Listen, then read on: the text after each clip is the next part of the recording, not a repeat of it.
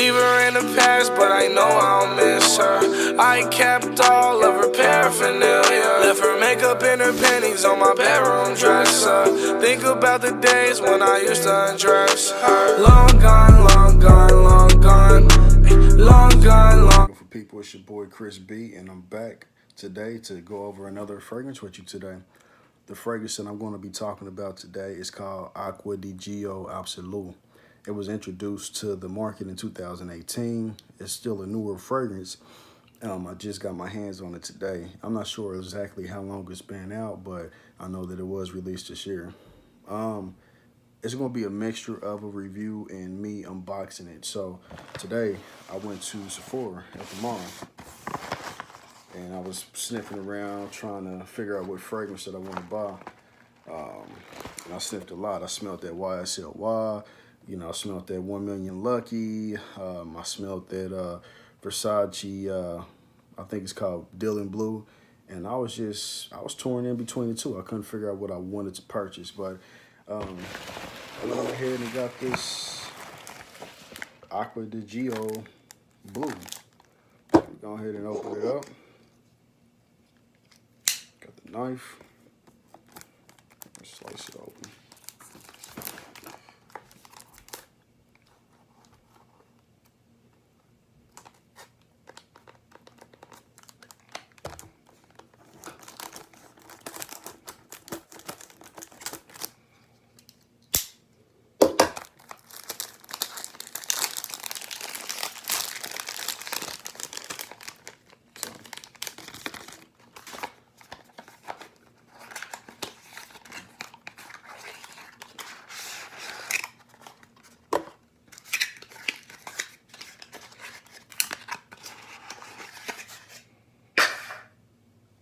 So there it is right there.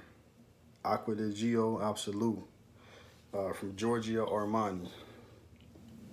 Obviously, this one comes from the house of Giorgio Armani. It was introduced to the market in 2018. Let's talk about some of the main decors. Some of the main decors is aromatic, marine, fruity, woody, and fresh spicy. The base notes are fruity, bergamot, marine notes, geranium, lavender, rosemary, patchouli, woody notes, ladamum, and tonka bean. So I really don't know too much about this fragrance just yet because I literally just bought it today. And this was my first time giving it a real sniff today when I went to Sephora. So I'm going to spray it on me today to see how the atomizer works, to see how the sprayer works, and see how it smells and see what I feel like when I put it on, okay? All right, so the top is already off.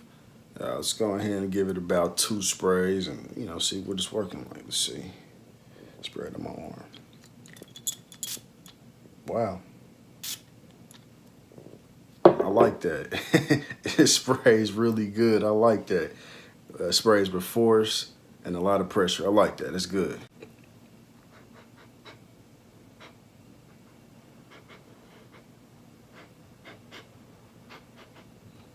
I'm not sure what I think of it yet. It's soft, sweet. It's definitely fruity. I'm having a hard time trying to identify this particular fruit that I'm smelling. It almost smells like a honeydew melon.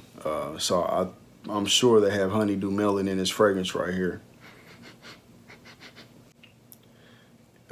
Based upon what I'm smelling right now, I don't think that it's going to have a lot of projection. And I don't think that it's going to have a lot of longevity. Maybe I just have to get used to it. Maybe I have to spray more than just 2 sprays to see what its full potential is. Do I like how it smells? It smells okay. Like when I sprayed it on in the store today, I sprayed it on, those little paper strips that you spray cologne on. But of course, spraying it on a piece of paper versus spraying it on your skin and letting it combine with your pheromones and your body's natural oils, you're going to get a totally different scent. If I'm solely basing it upon what I smell right now, this is probably something that I won't buy ever again. it's just too sweet for me. It's way too sweet. Okay, recommended use, recommended wears. Um, Based upon what I'm smelling right now, this is probably something that I will honestly just wear for everyday use. I probably wear it to work. I probably wear it to a date. I'm going to say this is a very versatile and diverse and universal fragrance. I feel like you can wear this to any occasion, any event, and it's good for almost any situation. Recommended age. I mean, based upon what I'm smelling, I can say 21 and up. I feel anybody that's over the age of 21 or 21 and up, they can wear this, and most of y'all might enjoy it. Maybe it's just not good on my skin. When I talked to the lady at Sephora, she said it's a hot seller, it's a top seller, and they can't keep it in stock. So maybe it's just not performing on me. Maybe I just have to get used to wearing it. But yeah, recommended age 21 and up. Price and location. Like I said, I bought this bottle right here. This is the 2.5 ounce. I found this at Sephora for about, I think, $92. So you can find it at Nordstrom, Macy's, Dillard's, JCPenney, Sephora. You can find this ranging anywhere between $92 up to $130, depending on what size you get it at, and also the location that you buy it from. The rating on here for me is going to probably be a 6 out of 10. Like I said, it's probably too soon for me to give it a rating, but if I had to give it a rating now, I'm going to give it a 6 by 10. Like I said, it's just too sweet for me. It's too soft. I enjoy sweeter fragrances, but I also like a hint of musk at the end of it, like the Sauvages, the Prada Luna Rosa Carbons, the Blue de Chanels. I like those type of scents.